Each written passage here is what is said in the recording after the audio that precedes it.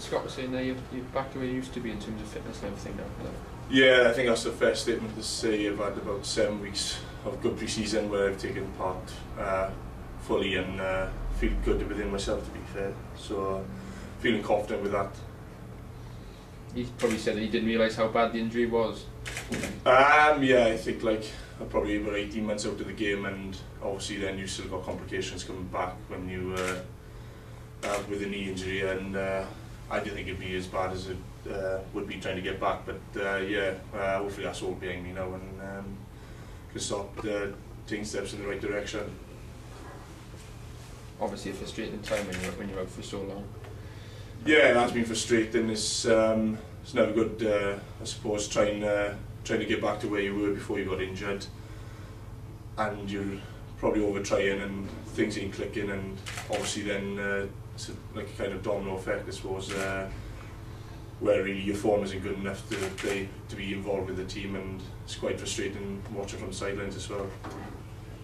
I guess coming back at a time where obviously a lot of players are going to be missing because of the World Cup is good for you, because it gives you a chance. I mean, you should get some good game time and stuff. Yeah, I think hopefully that's what I need really, is a lot of game time really, just to build my confidence up, and once that's up, I know within myself that I can start getting back to where I was.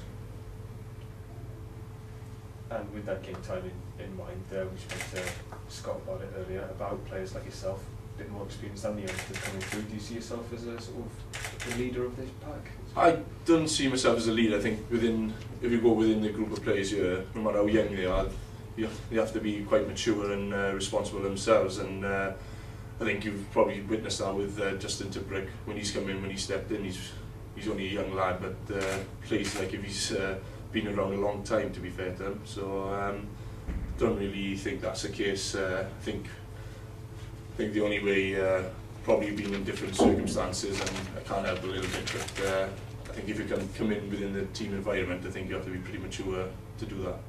Yeah, speaking to Ian Goff a couple of weeks ago, he said that it's a really good atmosphere at the camp where the younger guys, their enthusiasm is rubbing off on the older guys, and then the experience vice versa. Is that something you've picked up on? Oh yes, I mean, I suppose if you talk to any young kid coming through, I think they just want to play for the Ospreys, and I think that's the way it should be, and when they're coming in, they're full of enthusiasm, and it's just everybody's just bouncing off that kind of vibe when you go into training sessions with the kind of, not so old as I say, but we've probably been in a couple of pre-seasons and more than them, and just more or less giving back to each other really, feedback and vice versa. So yeah, it's been pretty good. And then after a few friendly games, are you looking forward to getting into some competitive contact with Leinster? Oh, definitely. I mean, I think every rugby player will say, and you definitely need pre-season games.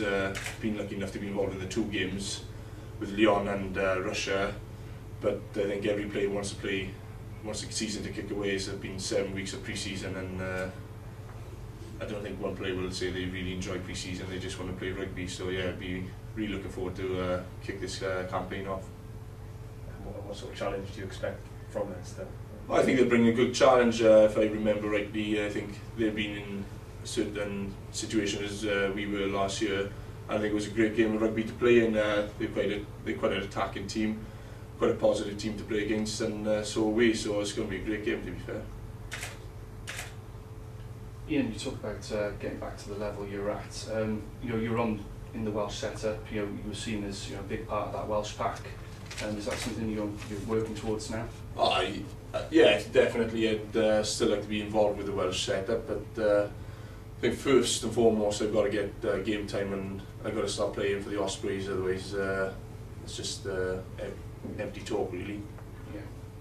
What exactly were the injury? Didn't you have some shoulder problems as well? No, well, I have had shoulder problems, but I had a knee reconstruction, and when I tried coming back in, I tore my pec.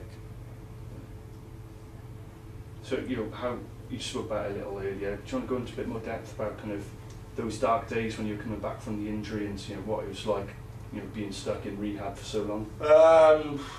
Well, yes, dark days really. I don't want to keep going over it. There's, I think that's behind me. It's just a bit frustrating sometimes when you're trying to get somewhere, and but your knee will air you, and when you have to take anti-inflammatories just to get you through a training session. I think that kind of speaks for itself. but obviously now I think that's all behind me. I don't really rely on anything now, and touch wood, to be fair, when he hasn't reacted this pre-season 7 weeks, and it's been intense, and I've been really happy with the way things have been going, really. So you want to banish those memories, and I didn't see the point in keeping going over them. From my point of view, I just think, you know, there's only one way forward, and that's in the past now.